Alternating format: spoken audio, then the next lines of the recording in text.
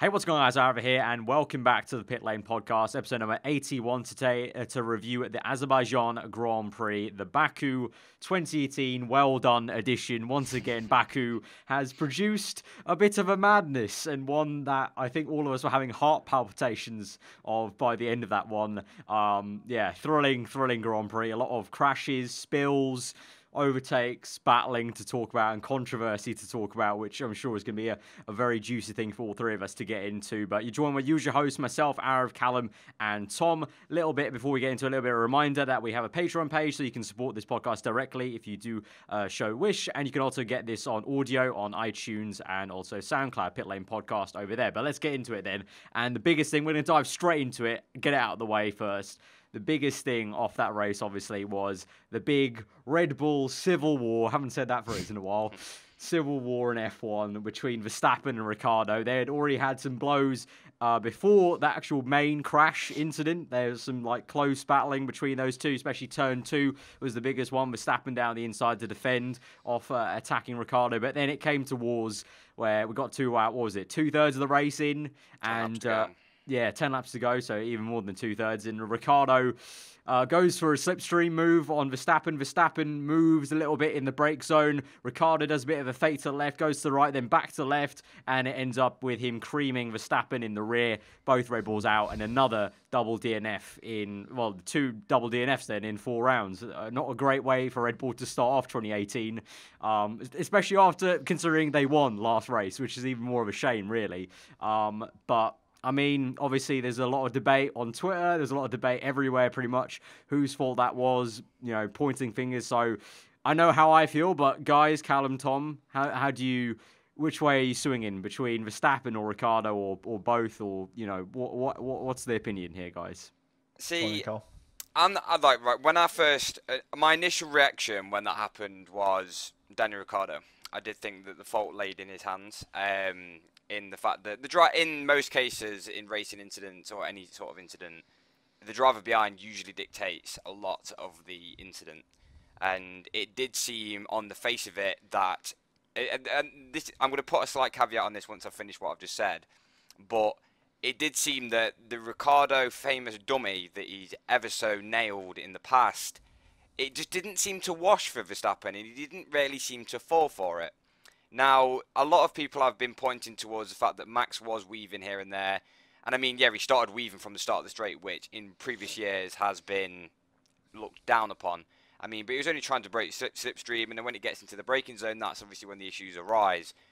I'm going to put the blame, I've been thinking about this a lot before the start of this podcast. I want to put the blame probably 70% towards Ricciardo, but Max doesn't get away free. He did move in the braking zone, but the gap already there, yes, people will probably be quite arsey and go, there was a gap.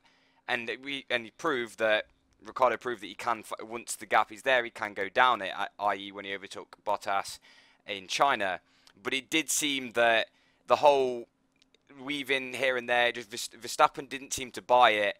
And once Ricciardo realised that Verstappen did buy it, he was basically screwed. And what Anthony Davidson pointed out was, once you put yourself in that position in which the driver in front hasn't fallen for the dummy, you've lost all your braking, because obviously all your downforce has gone on the front wing. You've got no grip whatsoever. You're locking up, and you are going to hit the guy in front.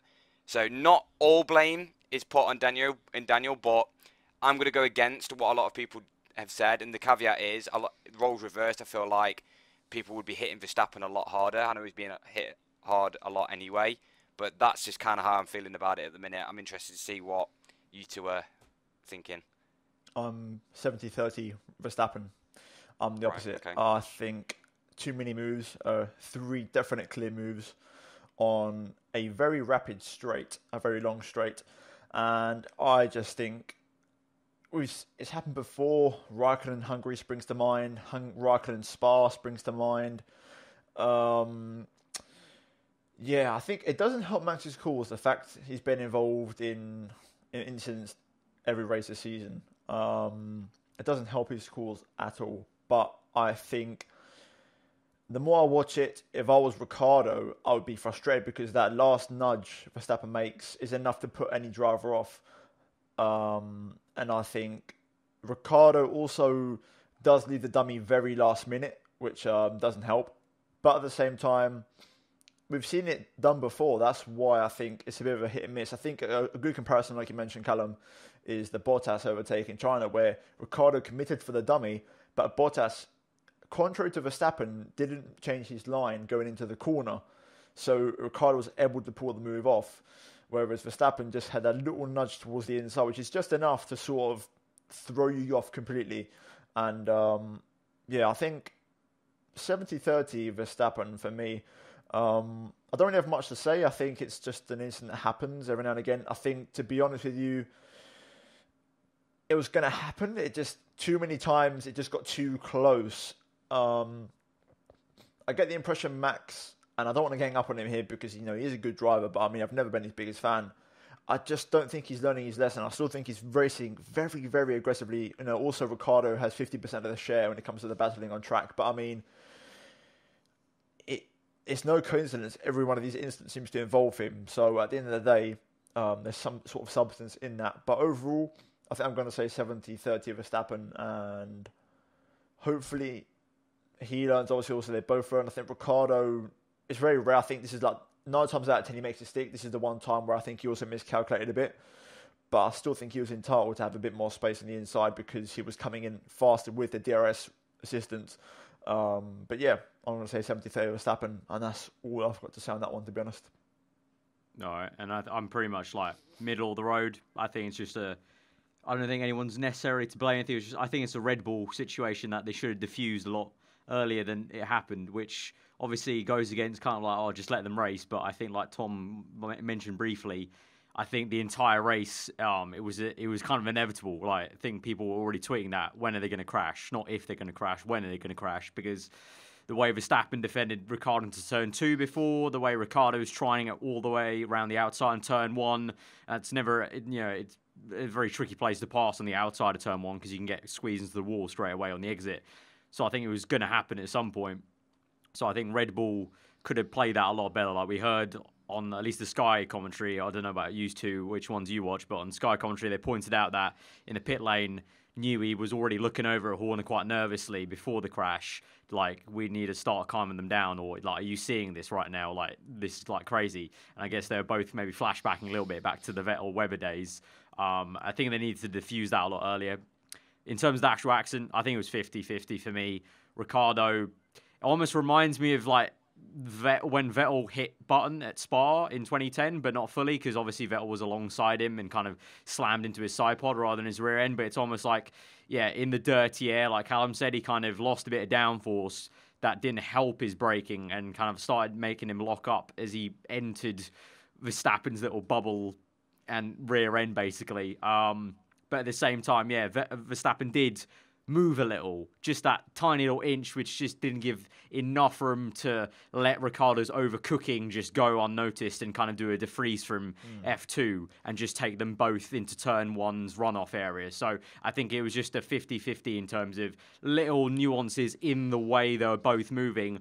Didn't allow that to either be a DeFries v Russell thing from F2, or didn't allow it just to be a simple case of, Ricciardo just didn't pull off the move on the outside, because the way Verstappen was moving, it looked like Ricciardo thought the fake was the better option. Because I think in Ricciardo's shoes, it was probably a case of, Max is just going to run me out of room on the outside, surely, so I'll go to the inside. And on Verstappen's side, I think he saw, he's going to try it, so I'm going to try and cover back off the inside to make sure he knows I'm fully going to take the inside. But by that point, it was too late. And like Cal said, you lost the downforce. And it was that tiny move, like Tom said, that kind of did it. So for me, I think it's more of a case of racing incident. They need to just apologise like they've been told to they've been called into Milton Keynes. I think that's exactly what needs to be done. They need to apologise to the team. You've got 1,000+ people working on these cars, and they're both thrown away what could have been a decent points haul for at least, if nothing more. I give them credit. They both, I watched Channel 4, they both gave very good interviews. I give them credit. I think the only thing in it for me, what I give Verstappen benefit of the doubt in a way is just because I don't think Ricciardo's going to make the corner anyway. I think the only saving grace would have been if Verstappen hadn't made that slight nudge. I think Ricciardo would have done a Vettel and just gone straight on and sort of flat split his tyre a bit and then Verstappen could have just cut back. I think that's what would have happened if Verstappen had just not gone for that little move. But I never thought Ricciardo was going to make the corner. So yeah, that was the thing. That's what buys Verstappen the benefit of the doubt for me. It was just like, it just looked over-ambitious. This is why I swayed towards Ricciardo. It just looked over-ambitious. Like, maybe it was just him trying to replicate manoeuvres. And obviously, we spoke quite highly about Ricciardo and the fact that he does look like he seems to be planning the moves. But in today's race, it did just seem that he was just going for this it. one seemed a bit more hot-headed in terms of... There was another factor of the tyre situation, Ricciardo. because obviously that was the first lap on the Ultras for Verstappen, because obviously Ricciardo had passed him before on the Supers. And then somehow he was miles behind when Verstappen came in the next lap, which was very mystifying, which I think even to now we don't have no clarification upon. So I think it's just the maybe overtime. just I cold think it was just tyres. I think it was just the fact that Ricciardo's tyres didn't heat up, and it meant that the entire Grand Prix actually overcuts were working quite well. And I think that's maybe what inspired him to go for the dive, because he knew Verstappen, even after one lap, his tyres would be a lap behind in temperature. So I think that's sort of what maybe motivated him to go for the lunge. But if you are all in all, I think someone, you can't give 100% of the blame to neither driver. So in that case, I think also the decision given was a fair one. My only thing to say is it's just a bit too consistent how often Verstappen gets involved in these incidents now. And I think, the one where Ricciardo actually passed him, but Verstappen still kept his nose in going down to turn 2, and they were really close to the wall. I thought, did Verstappen have to keep his nose in? Did Ricciardo have to squeeze him that hard? It's a bit of another 50-50, but I think that one was like looking at it, it was like cringe moment, but it was kind of like, okay, fair enough. They both actually managed to pull it off, so it was kind of like bravo on that fact. I think that's like the issue with these two, and the issue the Red Bull program as a whole breeds is like most drivers that come through the Red Bull program need to impress all the time, because they know the door is right there, and it's pretty, Helmut Marko and Red Bull don't have much qualm if they feel like it to slam the door. And we've seen that in the past with Kvyat as the earliest example, going back in the past. So I think those two, obviously we know they're both very aggressive. When it works, it works. And like I said, I think it was just a case of the pot was boiling over. I think Red Bull should have stepped in. I think it was very clear it was coming. Like, it'd gotten too close before. So I feel like someone just should have told maybe either Ricciardo, just be like, okay, mate, he's got cold tyres. You know you can get him at some point. Maybe just not turn 1. Maybe like after turn 2 in that DRS point. And maybe vice versa, told Verstappen, right, mate, you're on cold tyres, just watch it. We know we'll have pace later on the race. Maybe save up some battery and we get him back later. I think it could have been managed just a bit better. But at the same time, I agree. That's not pure racing. So the other purists would want to be like, just let them race, and that's what happened. They raced, and that's what happened. So, I think that's it. To wrap it up, I just wanted to say that, bearing in mind, the level of racing that those two put on today was exceptional. The racecraft, bar the incident, was exceptional. Bit of rubbing here and there. Really. It's exactly what we want to see, but. Yeah, if that's a Ferrari versus Mercedes, Hamilton versus a Vettel, we'd all be loving it. But this is Red Bull, and this race has really made me question, what is Red Bull's purpose now? Because it feels like they keep teetering on the edge of trying to become race winners, but yet they've got two drivers who are too focused on beating each other that they're not really looking at the bigger picture. That's what Christian Horner said in the post interview with Channel 4. He said, I think they need to try and look past their personal achievements and think in the interest of the team. I think that's true, but I think maybe and this is just my opinion, I'm sorry if I piss anyone off, but I think with Ricciardo you'll get that. I think with Verstappen you might struggle a bit more at the moment because he's still the more experienced driver. Yeah, that's my opinion. What I'm just thinking about though is this a championship long term? Look at Hamilton. He hasn't won a race this season. He wins his first race, and he's just suddenly jolted up to the top of the standings. And I'm not being funny, but Ricciardo wasn't that far off going into this race. He picks up a second. He's right in the mix for this World Championship, but instead they've lost, maybe 18 points, maybe 15 points, maybe 12 points. They've given it to Hamilton, they've given it to Raikkonen, they've given it to a Perez, who's absolutely buzzing, and we'll speak about him later. But, you've got to look at it in the long run. Yeah, these races aren't over. They're not decided in that one lap. And there's another small factor here regarding, obviously, Ricciardo's thing at Red Bull. We know, once again, another DNF down to, he could argue, his teammate or his team not defusing the situation, one or the other. So he would might say, you know what, I don't really want to race with him. That's the thing. I think come back to the management point I was making. I think if it was a different team, they would have gone earlier on the diffusing the situation. I think if it was Ferrari and it was Ricciardo v Vettel, I think Ferrari would have been very poetic about the way they said it on the radio and would have tried to push them apart and kind of convince both of them that they're on different strategies or they're in different situations or that the other one can come back at the other one later on the race. So let's keep it nice and peaceful. And then maybe Merck, it would be a different situation of, the same thing, but maybe they would try and do it with actual, like the options they've got on the steering wheel. Because we know Merck like to make both Hamilton and Bottas play around with the settings. So they might have, said to Ricciardo, put it in this setting and let's build more battery before we attack. Versus Red Bull kind of just both of them going, throw it at the kitchen sink and go. Well, we didn't have a radio message from them at all. The only radio message that I can remember... It was basically silence. It was down to them. Yeah, just basically going to Ricciardo, go on, then go get him. Like, this is your team you're battling against here. Yeah, it would have been different. Yeah, with that. Ricciardo or like Verstappen, it would have been totally different if it was a Ferrari behind Verstappen or a Ferrari in front of Ricciardo or a Merc, vice versa, whatever you want to swap it. Whatever, not even those two teams, just a Force India, a Renault, a McLaren, any other team, it would have been different. But at the end of the day, it makes it worse because it is your teammate. And so, yes, you want to beat them, but like the point Callum made, like I think both of them at the moment, I think the Red Bull program as a whole needs to take a good look at itself in terms of they're breeding drivers to be way too selfish for themselves against their teammates because they know how cutthroat it is. They've seen what happened to Kvyat, and also they've seen what happens when they're successful, a la Sebastian Vettel back in his day. So it's like... I think overall, they should have simply diffused it or done something when they switched to Ultras because... Yeah, I think the fact Ricciardo came out so far behind might have irked him. The fact he got first preference then got that situation. Surely they should have realised that, though. I don't think any of the teams... That doesn't make any sense to me. I think their Red Bull should have done something. I'm not saying maybe give the position back, or maybe they should have done, because Ricciardo passing through a score on track, and via their strategy, inverted commas, mess up, they gave Verstappen the place back, and that might have angered Ricciardo to maybe add an extra 5% of salt when it comes to that attempted overtake. That's true. But overall, I don't know. There's ways you can look at it, but I think the biggest takeaway is no blame. I think it's really just a case of those two need to take a good hard look at themselves. They need to talk to each other, and they need to apologise to the team. And I think that's the biggest loser is the team. It's not either the driver, it's not either fan base. It's just the team as a whole. Red Bull.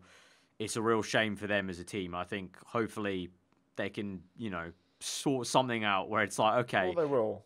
If it starts to get too close ever again in a race, where there's been a couple of instances where it's like right on the line, very close when they're defending from one another, then it's a case of a protocol. Right, they've had 3 times where they've tried it against each other and it's been way too close for our liking.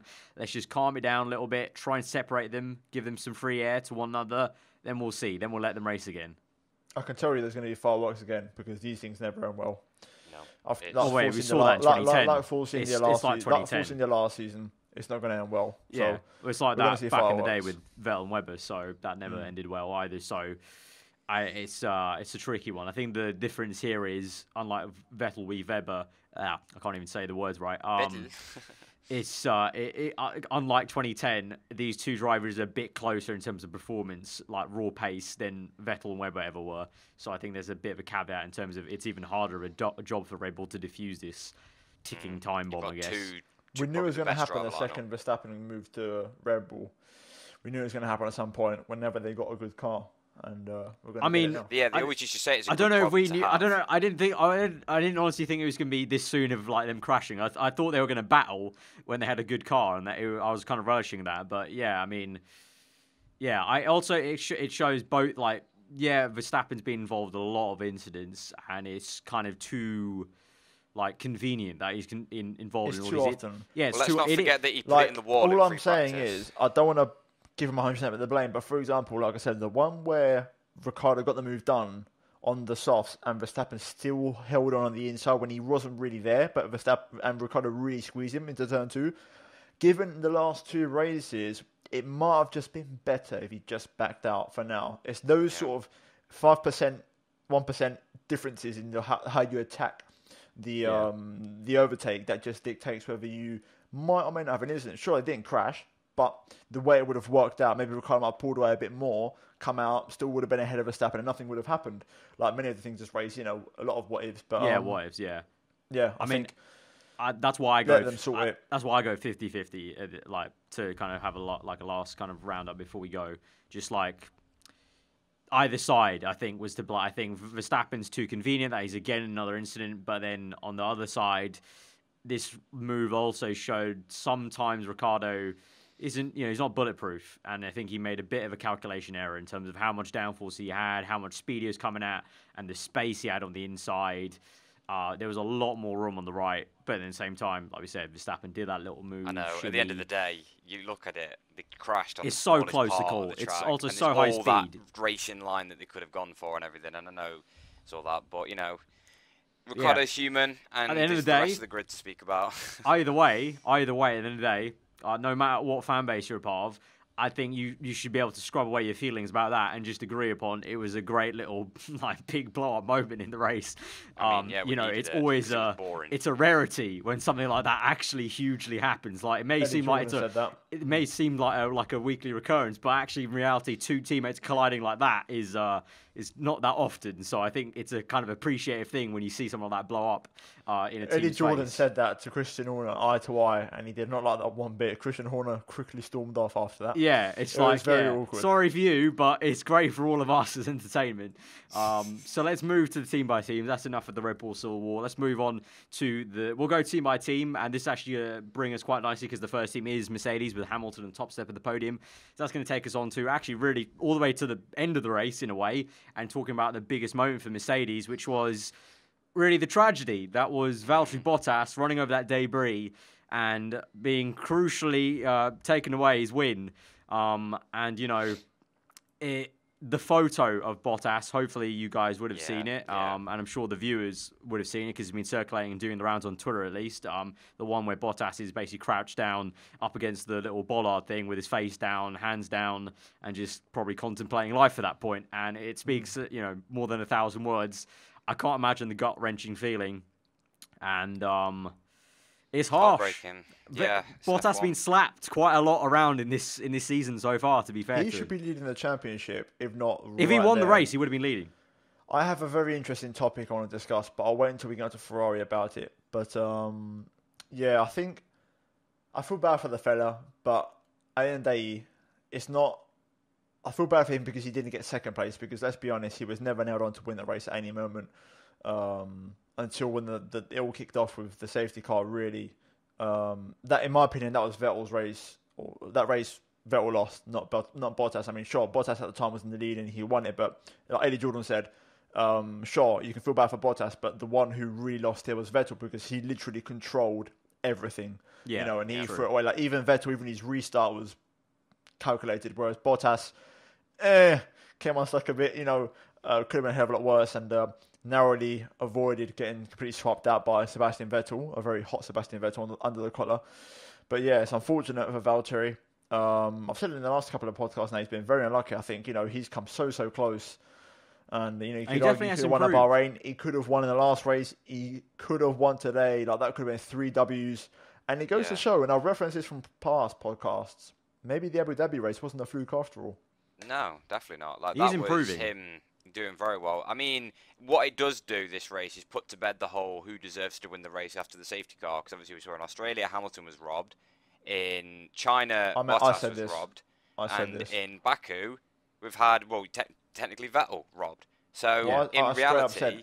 Vettel's had pole in the last few races, and 2 of them, he's been robbed of the win because of safety cars. So, you can't really... It balances out. It always balances out. But no one said a thing about it because, Twitter... people like to see what they realise. But as a Hamilton fan, it's very bittersweet, this victory, because ironically, do you know, as I spotted that piece of debris before he even drove over it, and the moment he ran over it, I was like, surely that's giving him a puncture. And then obviously went into turn 1, sparks flying. I was like, oh my! But you look at the debris and you're like, why on earth was that not removed? Like they had Niki Lauda brought at least 10 laps. I think it was it must have been 7 laps into the safety car, running around at 2 minutes. That's 15 minutes almost for marshals to at least realise where that debris is and pick it up. Like the whole thing is, I'll give them the benefit of the doubt. With the wind, And also, bear in mind, like Alonso, for example, who went around the whole lap with 2 punctures. I think was it Magnussen or Grosjean whose side end plate came off right where that Bottas debris was. There was so much debris on the track today, combined with the wind. I don't think the marshals would have ever been able to 100% clamp down on all of it, to be honest with you. I give them the benefit of the doubt because there was just so much debris and so much wind. You know, I think you could see the marshals running after the debris in some certain shots because it was like blowing away. Yeah. So no, they were brushing it and it was coming back towards them. Exactly. So I think, you know, it's one of them ones where I can't really.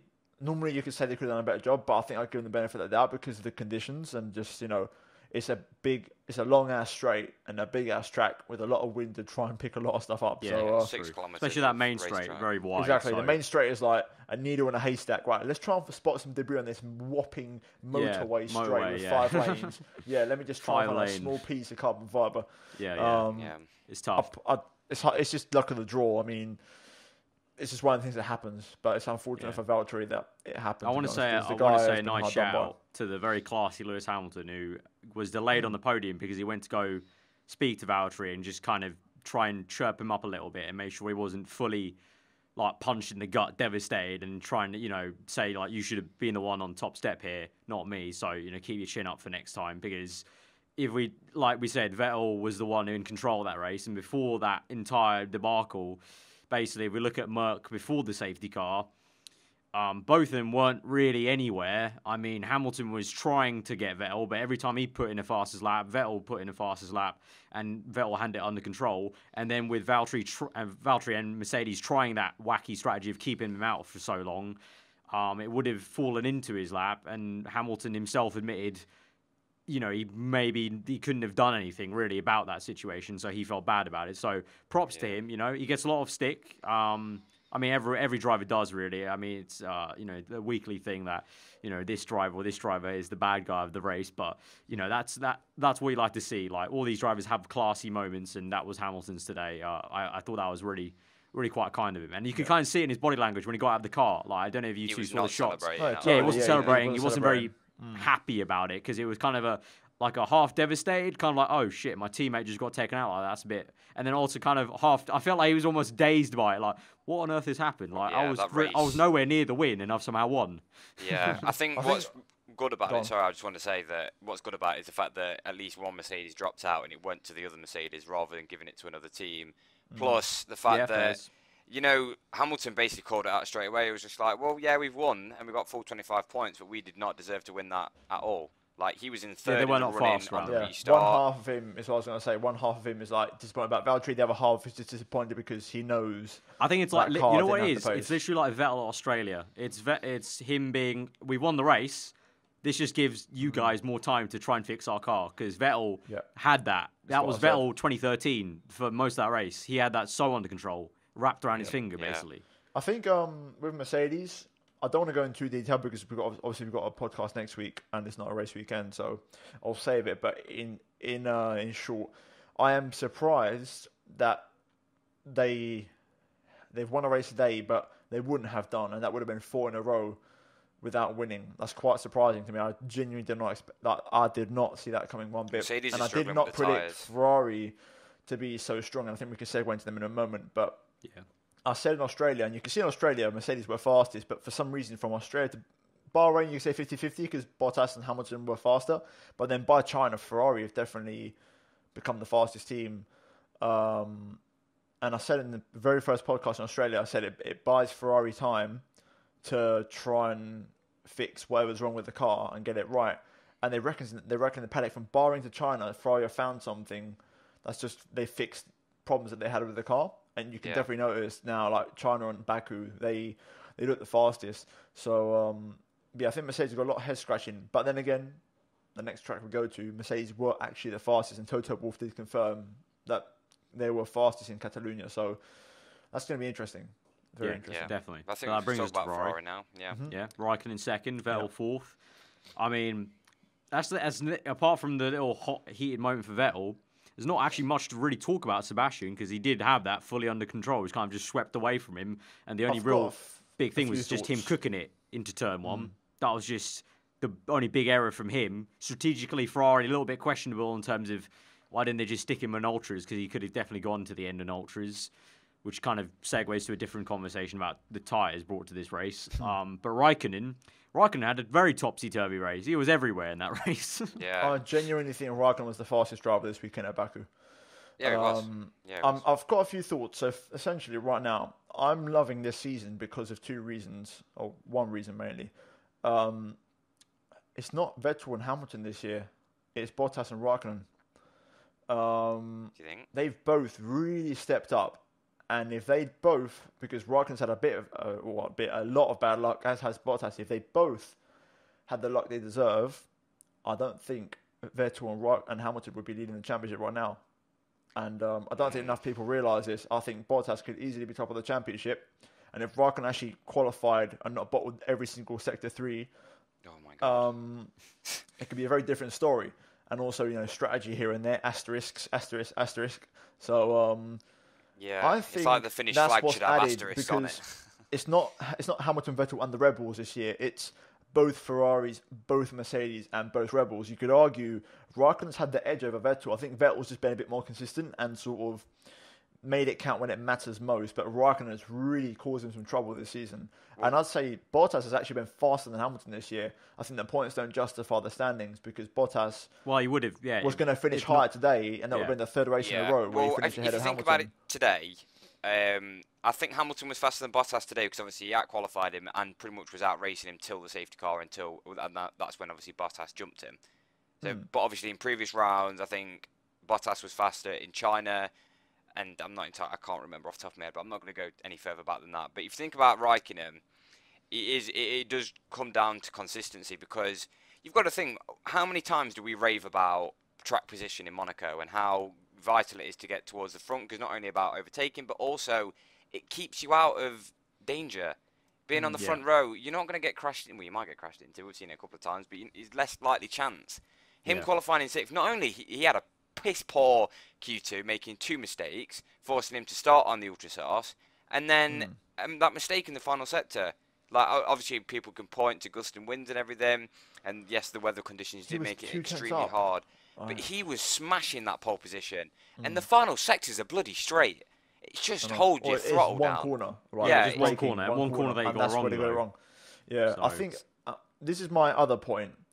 Ferrari, and I mean, obviously, I'm talking as if I was a Ferrari fan. Yes, I lean towards them, but I'm neutral. But I mean this in the spectacle sort of thing. And, it applies to Mercedes as well, but in Ferrari's case, they need to stop.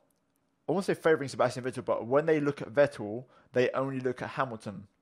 And this is where they've come unstuck recently. Bottas completely did a number on them in China, and he would have done a number on them today, just because they're not. I think China. Ferrari, for me, it completely mystified me why Vettel left it so long, because he stayed out so long on the Supersofts today, and then with 20 laps to go or 19 laps to go, and he done like 35 on the Supers, they put the softs on when they could have just put the Ultras on. And that alone would have covered the safety car predicament because Bottas would have come in. But because Vettel already had the Ultras on, he wouldn't have had to come in for Ultras anyway. So Ferrari, it completely mystified me. Especially Raikkonen's pace was terrible on the soft. So I don't know why they I was just about to say, I wonder if they were Hamilton's pace was poor as well. I don't know, their strategy, did they have fresh? They're looking wrong. And I think they're not looking at all the options. And I think for Ferrari, because they've thrown away so many points for Sebastian in the last two races. And if you look in the championship's long, but Ferrari have a tendency to not compete as the season goes on with upgrades. And I'm looking at it as Ferrari are throwing away. Vettel's taken on the team very well, and I've got to give him credit for it, but they're throwing away a lot of points just because they're looking at Hamilton only and not at Bottas or the Red Bulls in this case, because in the last race in China, Can I put one scenario forward? Sorry, just on that thought. Obviously, Vettel was put on softs, and it was predicted that Hamilton and Bottas were basically going to come out side by side because there was literally 20 seconds separating them. Obviously Hamilton would more than likely have been forced to let Bottas through just because of the tyre delta, but would Bottas would have caught Vettel in? Well, I don't think so, because I think. So this is the thing. Does Ferrari really need to get roasted for that? Because they're just being safe. If you're putting on a used set of Ultrasofts versus fresh, I'm not entirely sure how fresh Bottas were. I don't know. I feel like they were just covering the back rather than. I'm roasting them for pitting them again, when I think he could have. I think he would have survived on soft anyway, because the ultras took a while to warm up, and I think he would have had the benefit of just a scrub tyre. Yeah. But we'll talk about tyres. I just think with 19 laps to go, it blows my mind why they couldn't have just done another 2 or 3, because they had the gap. They had no undercut threat whatsoever. Hamilton had 0 pace. They could have easily got it into the ultra window and just taken it to the end. And then even if the safety car came out and Bottas was ahead on track, Vettel would have still re-emerged in the lead on a scrub set of ultras, a bit more toasted than Bottas's. That was a very odd choice. There's more to it, and I think Ferrari really threw away there, because they were looking at Hamilton and looking at his pace on the soft, and because he wasn't improving, they were like, okay, we can run with this for a bit. And then when they saw he was finally getting some laps together, they were like, okay, let's bring him in now and put him on the soft, and completely did not factor in Bottas and the safety car possibility. And that's the second race in a row, the exact same thing has happened last race with the Red Bulls. And I think Ferrari need to stop looking only at Hamilton, because in my opinion, there's 4 more threats in the top 6 fight. It's not just Hamilton. There's Bottas, Raikkonen, and both of the Red Bulls. So I think Ferrari, and this applies to Mercedes as well, with only Hamilton looking at Vettel and not looking at Raikkonen or his teammate. I think the battle is broader now, and I think, going back to my previous point, Bottas and Raikkonen have really made a season out of it so far, and I think everyone is in equal contention in that top 6. Especially that top 4. Yeah. Me and Ara have stepped back there, because you seem to almost roast Ferrari. We was hiding behind our It's not roasting, but I'm pointing out something I don't really see anyone saying, to be honest. To be fair, though, didn't you mention last podcast that Raikkonen's proper dropping off the pace? I swear I remember. I mentioned that he's shown signs of really looking. I said he's looking very good this season, because he's shown a lot of signs of actually giving Vettel a tough time. Right. But in the races, at least in the race, in certain parts, like for example, I think it was China in the first. Right there, but in in quali he's right there. The race, all it takes. Yeah, the race is a bit more questionable. Yeah, I think if Kimi just nailed every final sector in the last 3 races and started on pole, which he should have done, he could have just rolled off into the sunset. That's one other caveat, is it's all great saying that Kimi's there, Bottas there. End of the day, Kimi has no one to blame but himself for that mistake he did in quali. Of course. And that's been Raikkonen's issue, I think, a lot of time. General pace in 2017, 2016 maybe wasn't fully there, but also at the same time, I think on occasion Raikkonen's just been mistake prone in the last 2 seasons here and there, just like not pulling everything together when Vettel has done. And the consistency, luck factors into it, but also, like you said, consistency of being up there, not in the wrong place at the wrong time, helps. And I think Raikkonen has not helped himself not be in that situation of being in clean air and stuff like that. But no, I agree with you. At the time, it was very odd. The last 3 races, it's the exact same issue. He bottles the sector 3. If he just got one right, he probably starts on pole. And I do say, Raikkonen's pace, to come back to the point, Cal, you asked me, I do think his pace, especially when he's in traffic, I think at times he struggles a lot. Like today, you could see he couldn't get through the Leclerc, Stroll sort of traffic that well. But that could have been time related. I feel like if he was in clean air, I genuinely think he could do fine. I think he'd have the pace. And that's what I'm saying. If he just nailed one of his last 3 qualifyings, at least one of them, and started on pole, I think he easily could have had a W by now. He needs to sort out the issue at its crux, which is the qualifying mistake. Everything else depends on that, like you say. But I do agree that at the time it was weird that Vettel didn't go on ultras. Even if let's forget Bottas, forget the safety car. Just in general, it made more sense to go on ultras. Exactly. So it was very weird. It was very weird. And in that way, they were kind of just maybe looking too much at Hamilton of like, oh, he's gone on softs, so we'll just go on softs and we'll cover him off. I think if Ferrari want to win this year, whether it's constructors or drivers, they have to treat their drivers as equals and look at both silver arrows, especially the constructors title mainly, because they took the lead back today. I think if they want to be like genuinely, because they care a lot about that title, because obviously they're a big team, it runs through their veins to really care about every title and everything they win. So they just have to treat it more as neutral and actually consider every threat, in my opinion. Yeah, no, I would agree with that, Definitely, it was a bit of an odd one, looking back at that in the moment. But I guess moving on then to, mentioned briefly, but big podium for Sergio Perez in 3rd place there. Big one for Force India as well, because obviously, casting our minds back to how bad they looked in Australia, and they've steadily improved, especially in qualies. China, they went well. Again, they stepped up here and went even better.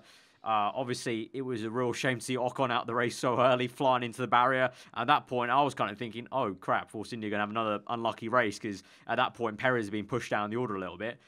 But just kept his head down, really, because I didn't really see too much of Checo that entire race, I'm not going to lie. Just kept his head down, popped up in the podium after Vettel made his mistake. I can remember is him losing a bit of his front wing at the start of the race and having to pit. So the fact that he went from pit lane to basically pit lane to the podium was he basically followed Raikkonen through, and fair play to him. Thoughts on the Ocon crash? Ocon's fault. Yeah, Ocon didn't give enough room. Turned in on it. Raikkonen was there.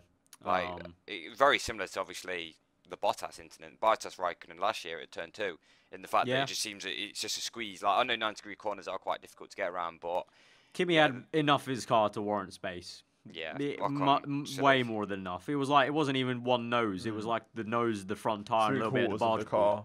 Yeah. So it was enough. Interesting that we've had another team peak in the midfield. Obviously, we spoke about this in the last podcast. It's just so interesting how it's peak and flow. Like, we see Toro Rosso. We've had Toro Rosso, Haas, Renault, and Force India all peak. Australia.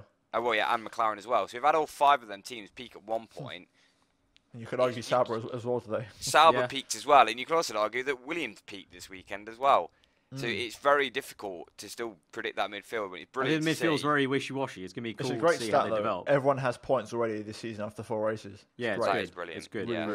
Very good. But I mean, there's not actually that much to I'm not going to lie. There's not much else to really talk about for Force India, because actually, right place, right time. Perez, just kept his head down basically. I give him credit. I mean, this track really suited them because they got best of the rest in qualifying. Yeah, their car went well. I don't think they'll be as factor competitive in Spain, but you never know because the upgrades now come in, so it could completely shuffle around the pack again, especially that midfield. They could that's the case, for everyone. Everyone can shuffle, so we'll see how it could be interesting. But I think it's good that Force India got that podium going into the European season now, because they can sort of get a bit of momentum and sort of take that with them and try and go in the right direction. So good for them. Good to see them back where they deserve to be, but I can't help but feel, I thought at a time I might have seen a look at that podium maybe somehow. Yeah, it was close because he was at one point 5th, but also, the man, Sainz. The man, I was literally about to say, the man who did finish in 5th was Sainz. Renault, unfortunate for Hulk, because at the start of that race, I tweeted about it. Renault attacking Red Bull, that was a spectacle, especially when they did it at the same time. It was brilliant. Either side of them going to the right of Red Bull. It was great. It was great to see them both attacking in tandem.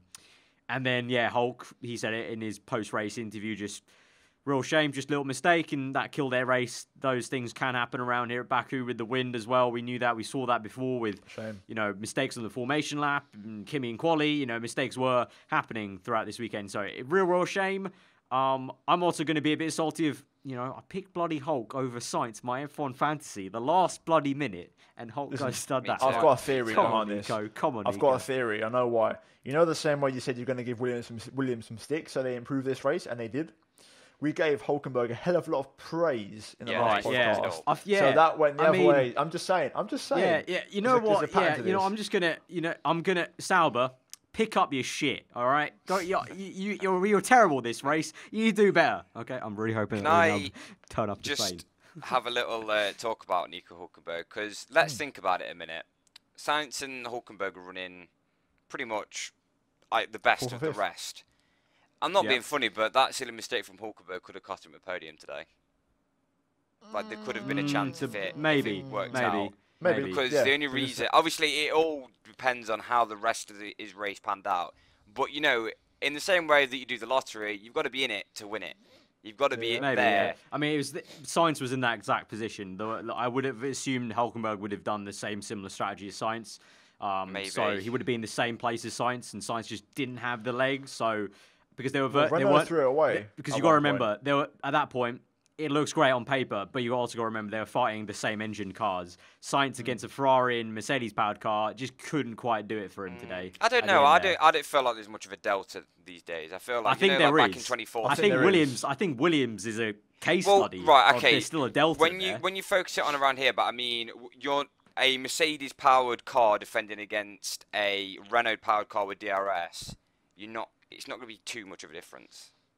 No, but if it's the other way around, there's going to be a massive difference. Yeah, I think that's the situational point is I think maybe I want to say it's good saying Hull could have been there, but podium I don't think so. I think Perez. I don't think anyone would have said Perez. Here's why I don't think they would have got podium, because they threw away the sign. Sainz got lucky because of the whole shenanigans at the end, because he came in first. Yeah, his strategy wasn't great. Softs, and the softs were terrible. Sainz and he also got stuck trying to overtake people, I think, as well. Exactly, like.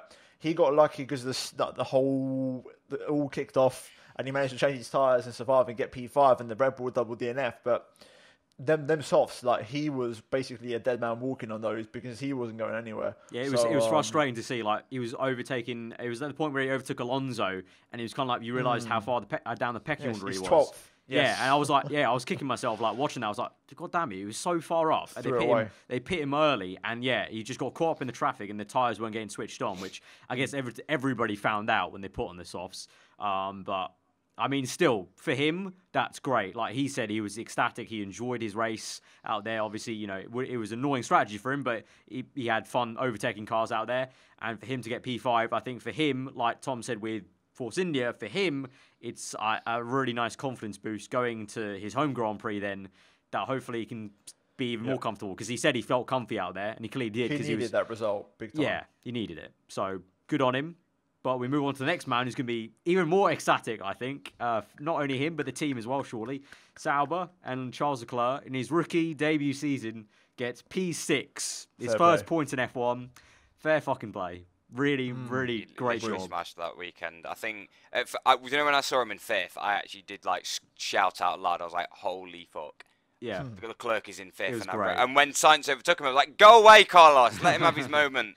You've had a fourth place. You've had a fifth place before, I think. You've had a fourth place in Singapore. And that entire race, it wasn't optimism. Yeah, it wasn't like a really fluky outcome, to be honest, because like Leclerc, the entire race looked comfy. Like the commentator was saying that the entire time, and obviously last year in F2 he dominated this race, and it kind of showed. You come to the first track where he's fully comfortable with it and comfy against Ericsson, and he looked calm. Like he had the full zen out, like meditation in the cockpit. Like nothing was really phasing him. Yeah, I think I watched Paddock Pass on Thursday. Sauber have a very good straight line speed package and low corner speed, so they could be good at tracks like Monaco, Singapore, and then terrible at the next one, Spain. Yeah, good lord. Not so much Spa, but more Monza. So those high speed tracks, they might have a bit of a shout. They sort of develop the car in the strong areas.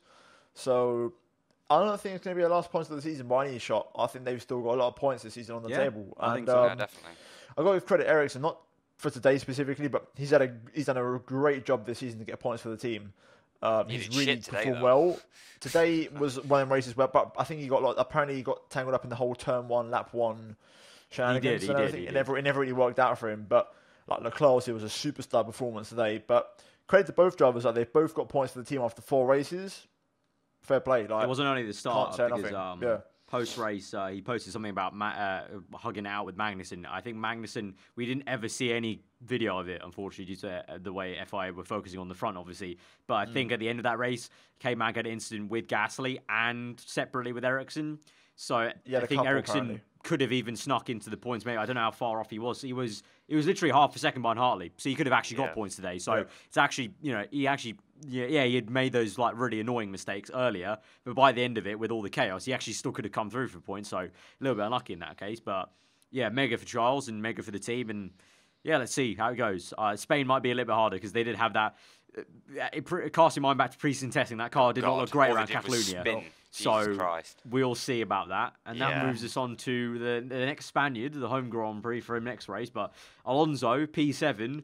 Underrated performance. From 2 wheels in the pit lane. The pit entry, hitting the wall. Yeah. That did make me laugh.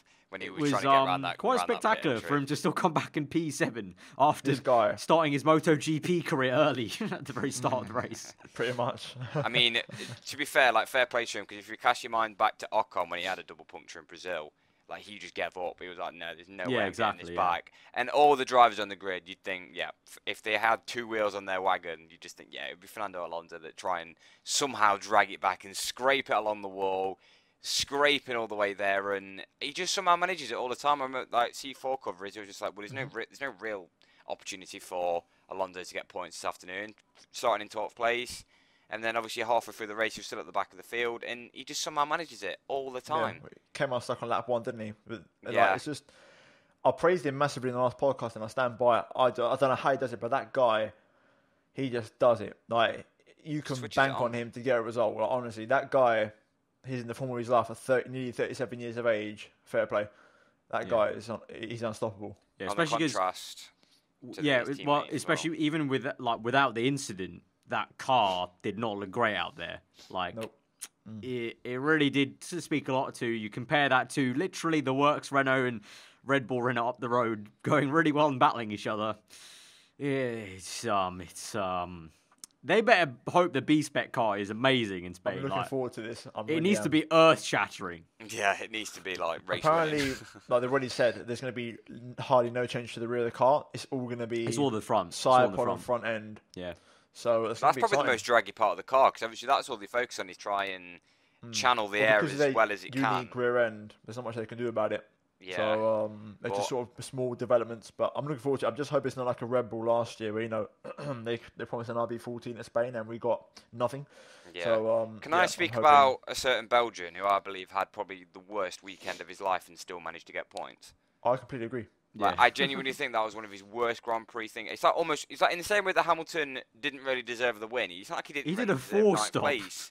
He did a 4-stop, and he was running around in 19th position, 18th position. He was lapped by both of the Red Bulls around lap 40, I think it was, or 39. He was lapped by both Red Bulls. Yeah. It was just still got points, awful. So. I don't know what went wrong with him, and it's not like he has driven here, obviously, because he drove here last year. But I just can't get my head around. I know, obviously, we can praise Alonso, but I just don't get how he had such a bad weekend. He didn't get caught up in anything in the front. His qualifying performance was awful as well. So, when there's a certain Norris line about, McLaren are quite harsh with their drivers. They like to get rid of a certain Perez. They got rid of a certain Magnussen. Lots of, we spoke about driver transfers in the last podcast about, maybe a little bit of musical chairs, Ricardo, Sainz, Renault, Red Bull, McLaren, all sort of shuffling around. Yeah. So we can see, but it's still double points for McLaren again. No retirements to this point. 4 races, still on paying at number 1.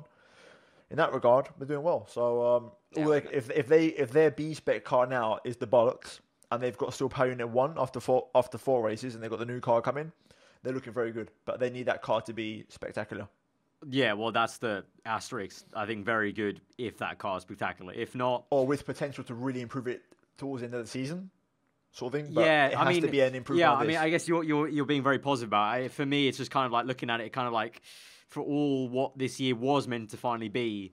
If I was like a shareholder or a sponsor, I'm just like, it's not good enough. Still, I'm not optimistic. I think they need to take a Ferrari approach and just shut the hell up about talking about it, and they need to also tell Alonso to maybe not say stuff before the season starts. It's all well. I don't mind him saying stuff right now, but before the season, he was saying some stuff that he's now having to counteract, and it's kind of like I think him and the team just need to shut up over the winters every year now, because from a shareholder's perspective, it's all fine them getting a new car next race, and it could become something by the end of the season, but for what this year was built up to be, it's nowhere near. Yeah. They're digging themselves into holes and they can't get themselves out. And plus B-Spec cars, I mean, the most memorable B-Spec car I can think of is Force India's. That was a good. They did but well. Also at the same time, it was great for the midfield battle. Yeah, it wasn't a B-Spec car. I've got to be honest. To the top. I feel like B-Spec cars have a very good record, and McLaren have done B-Spec cars before. Yeah. And B-Spec cars and the way Eric Boullier talked about this B-Spec car, about the fact that we wanted that car Australia, and it's been frustrating not to have it. The way he worded that does give me some positive vibes. But at the same time, I'm also taking this as casting my mind back a couple of years when JB was at the team, and I'm hearing these same promises about the Honda engine and the development of the car. I've become very, very skeptical about McLaren as a whole as a team when they promise stuff now. Plus, so Tom, we'll see. The last time McLaren had a B-Spec car was in 2003. I'm not being funny, but are the same people still working at McLaren? I don't know. Well, you'd be surprised. There's a lot more people than you might think. I think McLaren are quite old guard style.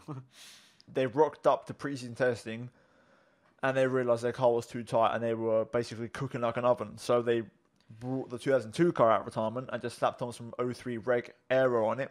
And surprisingly, they were the second best team. So I think gone are the days where you can just crack out your old car. Even though, actually, thinking about it, surprised. qualifying times this don't tell year that to Williams because were very, very slow.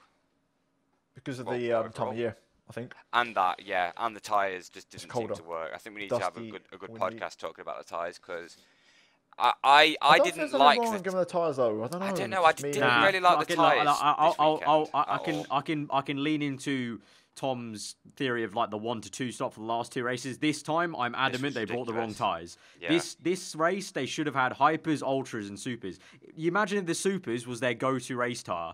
That would have been awesome. That would have elevated that race even more to what it was. Because I don't think the soft you would have got the exact same race though. No, because the soft this race, Tom, was exactly like the hards were last year at Spain. Mm-hmm. They were useless. But they were forced to use them because none of the teams and Pirelli realised how useless they would have been. Yeah, but they would have just qualified on hypers and then run the rest of the race on supers. No, supers didn't go that long though. Supers wouldn't have lasted. Well, they did about 40 laps, 42 laps. I mean, but that's the hope. The hypers wouldn't have gone that long, so there would have been unless you qualified on ultras, which debatable how many of them would have actually done, but the top 10 probably would have. Might have tried split strategies, but some of them would have had to qualify on hypers, and the hypers may have not gone as long as ultras did, so they would have been forced to do a 3-colour compound strategy, basically. I just think, due to the time of year and conditions, I just think every tyre lost its delta completely. No, the ultra was terrible, the soft was terrible, the best tyre was the super for some reason, and they could do, if you really wanted it to the whole race, the time of year definitely factored into it, probably, but that's the thing, I don't see why there's any reason to let Pirelli off. They should have realised that, and they should have altered the tyres they're bringing. They should have realised, it's going to be colder. Let's bring softer tyres. Hopefully next year, because it was the first time we've come to Baku this time of year. So hopefully next year, maybe. I just wanted to say that, I did not enjoy the race when it's talking about constantly about tyre temperatures. Can't get them up temperature. Can't go. That's not Formula One. It just didn't feel right at all. I like tyres degrading. Drama today, though.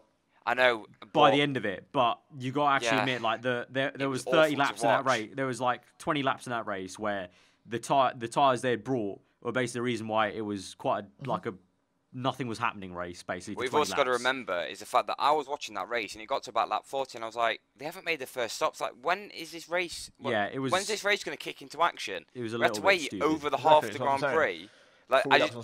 Formula One teams should not be avoiding tyres. If they wanted to really make this race, there should be a compound. If they want to do it interesting, they need to bring a compound softer than the hyper and have like a uber hyper and ultra, and that's how they would have got the race you want. But with the super soft in play, I don't care what tyres you bring, they would have just run the whole race on that tyre if they wanted to, because Bottas did a fast lap before he came into the pits after 42 laps. So I feel like they're going to move. I think it would have been a difference because you had people like Raikkonen who brought one of the middle tyre. And if let's say the same scenario, he fucked up. Ferrari fuck up. He fucked up. Well, Ferrari fucked up, and then he fucked up his quali. He would have been forced to qualify on, theoretically, hypers. And hypers wouldn't have gone as long as ultras to get them that window they needed for 40 laps and supers. So someone like Kimi and anyone else who did qualify on hypers would have had to do a 2-stop rather than a weird 1-stop with a long-ass super soft. But, I mean, I think it set the precedent. I think it's kind of like last time I want to bring up in the year, because I think Pirelli, unfortunately, I think they're going to make the entire mistake this entire year. I think there's going to be multiple races where in the middle of the race you're going to be looking at it and you're going to be like, if they just brought one set softer, it could have been a bit more interesting. Yeah. But we'll see. But let's move on. After the race we just had, I don't know. It's not the right race to really talk about. Maybe Australia. Nah, but that's the thing. That's the good. annoying thing about F1 as a whole. Sometimes, like when you have crashes and safety cars, it covers up actually. What's wrong with the sport is what's right in a way. There were underlying issues behind. If you strip back the crashing and everything like that, the tyres. Yeah. But anyway, let's move on to Stroll and Williams, because they're in the middle of McLaren, because we already talked about Van Dorn. Stroll P8, Sorokin had a bit of a mare at the start. I mean, he just squeezed out Alonso. I don't, like, he just didn't look left. That was Hulkenberg's fault, though, wasn't it? Oh, no, I don't get that. That was the Renault's fault. The Renault just cut across. I don't get that. I don't know why Sorokin got the stick for that. I think he got the penalty there for the crash. It was into turn 2. Yeah. But also, just want to say, because Cal, you said this in another podcast, Stroll is a master of starts again, because you can see in the turn 2 when Sorokin had the contact, he has Stroll on his inside, and he managed to sort of leapfrog all of those cars at the incident. He's brilliant. And grab himself into P7, which is incredible. So fair play to him. He's really good at his starts. That's the one thing I give him credit for. Yeah, and then points, I mean, little what saving grace really. Williams. Yeah, what they need. They missed out on Q3, but they almost looked disappointed missing out on Q3 because they were really pushing it. I think there was only a 10th off, I want to say. I think so. Getting into Q3, so fair play. If anything, P11 was probably the best place for them to start because obviously they get a free choice tyre. But even still, Sorokin was right with him until he did his misdemeanor into turn 1, which is kind of, I know, only his fourth Grand Prix, so right with him after 2. Pinch of salt, yeah. But you know, Stroll using his experience from his podium last year, and I think that did pay off for him. So fair play. Williams now Baku's points. a good omen for him. Yeah, very good omen, and we'll see how far back they go again at Spain. Yeah, we can see how far they drop back because I feel like Spain's going to be their worst. For both One of Sauber their and worst. Williams, If this was like their strongest circuit, all the straights, Yeah. all the downforce need for Spain. Yeah, they're going to say like roll on Spa. Yeah. They're not even that fast in a straight line. That's why they're so terrible this year. Because you look at the speed traps. Oh yeah, they admitted weren't in the top 10. So Paddy Lowe admitted that their car like to add misery to all what was already annoying for them to not have enough aero. They now lost their straight line advantage. yeah, they try to put wings on and lose the speed, but they don't actually gain any through the corner. Yeah, that's a tragedy. That's absolutely shocking. Yeah, so I mean, I think that's pretty much it because we'll move on then to the last team in the points. Hartley, P10, so fair enough, his first points this season. I've got to give him a lot of credit because there was rumours he had a gun to his head from Marco already about possibly getting sacked, and he needed that point just to get off the mark. I give him a lot of credit for that, especially after what happened in qualifying, which was a bit of a... That was a madness. The reactions of Gasly to not have... Because if he hit him at that point in the track, that would have been a nasty crash. Catastrophic. Like, he would have taken off like SpaceX. Orbit, bro. He could have launched over the tyre, Mark Webber style, and...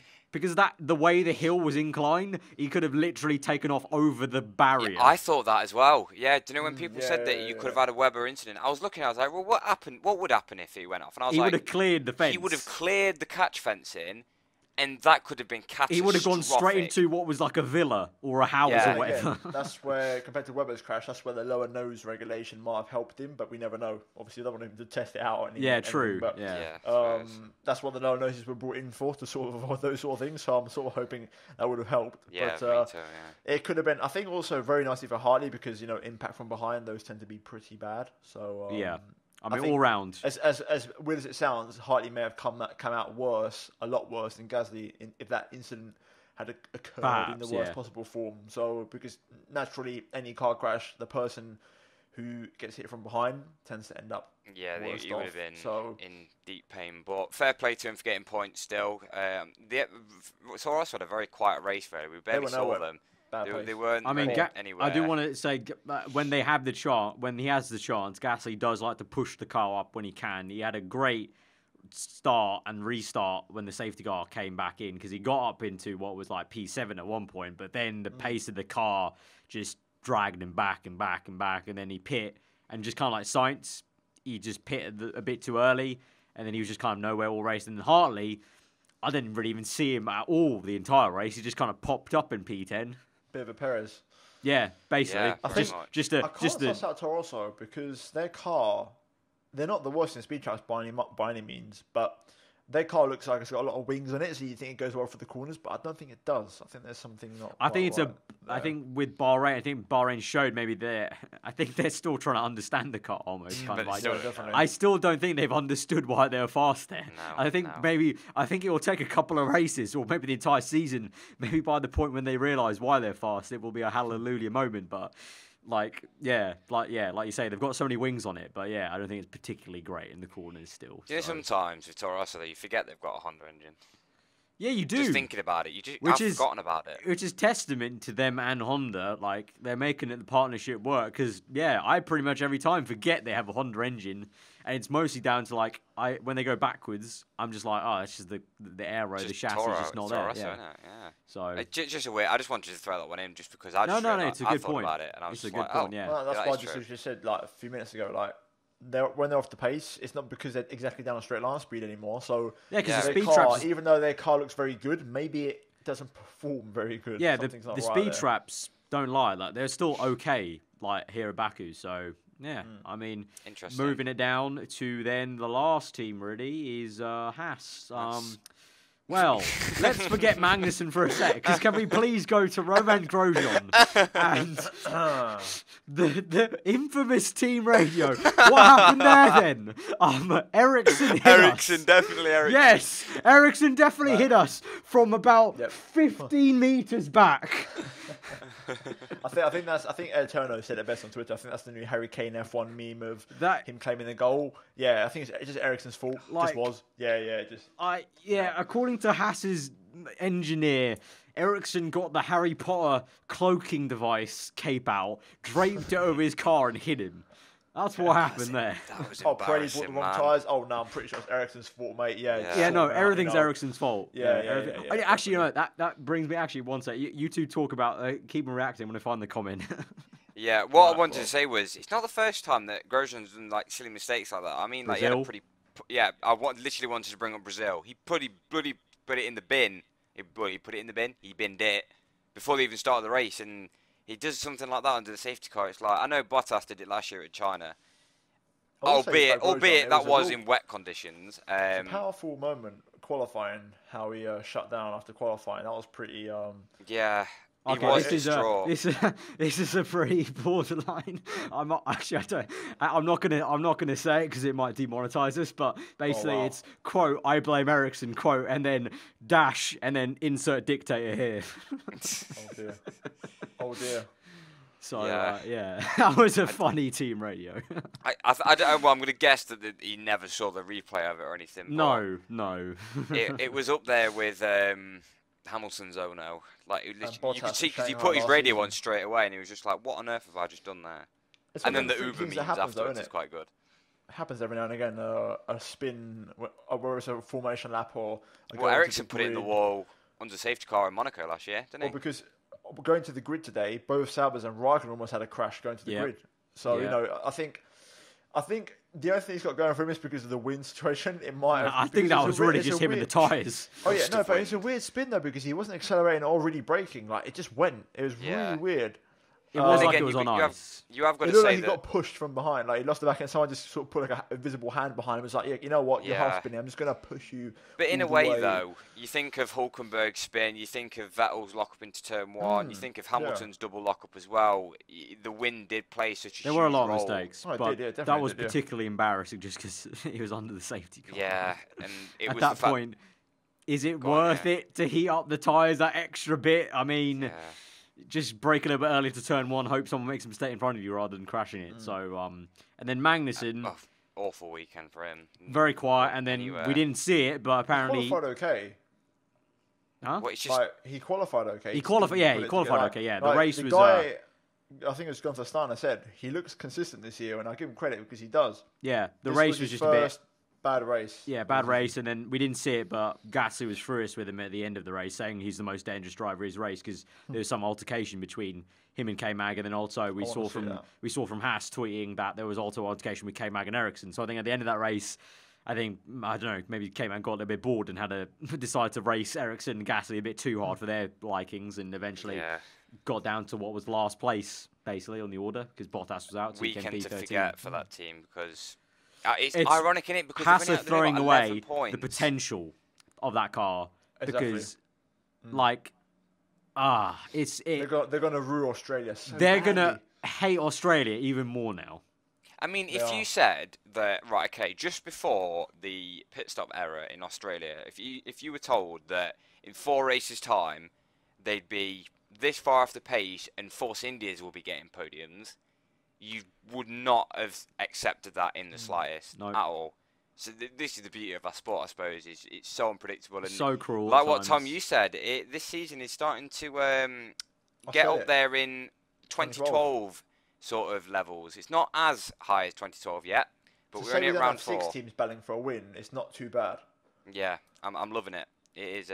It's McFlurry. It's very the amount of chaos, and that I like the fact that every race there's been a big talking point. No matter what the talking point is, it's been a big talking point. Too many times last year and all the previous years, there's been a lot of races where there's pretty much nothing to talk about. Like, there's no big thing. But this year, especially with the podcast, you've seen the length of them. It's not just the fact that we're locally recording, we're doing it differently. I think also genuinely there's just more to talk about this year. Oh, yeah. It's 2016 levels. All we would do is go to the Australia one, look at the time in Australia, and then literally look at China, Bahrain, Baku. You're like, yeah, something happened in those races. Yeah. Can we rate the race? Because I thought please. That that's what I want. Sorry, I just wanted to say that I thought this race was very similar to China. Very, very. Yeah, similar no, to China. I thought it was half the race was boring as fuck. I think due to the chaos, it was just a bit better than China. 7 out of 10. I get it. I'll say like 7.5. No. I'll say like 8.5. I thought it was a really good race. I really enjoyed it. I would give it 8.5, not 7.5. If it weren't for those like 20 odd laps where nothing did happen in the middle. Yeah, it was a bit. I was waiting for them first pit stops. All the chaos elevated it above China, in my opinion, just for the pure entertainment factor. I'm pretty sure we had all that Red Bull battling though, those 20 laps. Or am I completely forgetting this? Or have I got this all wrong? No, it was at the start. No, that was like more towards the first third. But there was there was a period where we were just looking at Vettel and Mercedes gaps, and there was nothing. Really happening. Where they kept showing what happened previously in the race. It was getting quite boring. Yeah, there was like there was like 5 or 6 laps where every 2 laps they kept cutting to lap 6 replay, lap 12 replay. It's even better when they showed us a replay of Hamilton going round turn 1. Yeah. Oh, yeah. That was the most. That was yeah. I felt like they wanted to show us his double lockup, but I feel like they got the wrong part. Yeah, they got the wrong clip. That was like Canada 2011. Like, oh, there's a wild coot on the apex. Oh, there's a wild Hamilton going through turn 1. Look at that. Admire the sponsorship, boys. Yeah, get the extra sponsorship money. Extra sponsor calls. Yeah. I guess that does it for reviewing the Azerbaijan Grand Prix. Another really enjoyable race and enjoyable podcast to talk about with you two. Yeah, guys, if you have enjoyed this podcast episode, be sure to hit that like button. Let us know what you thought in the comments below about anything. Obviously, there's a lot to go through, really. So, take a moment, breathe, and let us know what you thought about the race in the comments below. If you're new around here, do get subscribed to this channel for the podcast. Check out these two. Obviously, our Twitter handles always on screen. And as I said at the beginning of the episode, if you do have any, even a spare dollar and you like what we do, you've been liking what we're doing so far this season, you want to try and help us out directly, then you can do on Patreon. As I said, even $1 goes a long way. We've got a great bunch. And actually, that reminds me, and we kind of answered it already almost, because Tom was kind of alluding to it. But we did have actually a Patreon question from, let me check it here, Johnny UK on our Discord server. This was about the Red Bull incident. Kind of, I say Tom kind of half answered it almost in a way. But he asked, how long do you think Red Bull should allow... He's been quite harsh, but I'll say the question for the sake of it. How long do you think Red Bull should allow Max to drive like a Fiat before demoting him back to Toro Rosso and putting Gasly in the Red Bull? Bit of double standards going on at Red Bull in terms of how forgetful they are, in terms of how many races it took for them to demote Fiat. Yeah. I don't know. 100%. I don't understand the logic because Fiat, it's a guy who did show a lot of promise at one time, and they completely took the rug out underneath him just by a couple of incidents.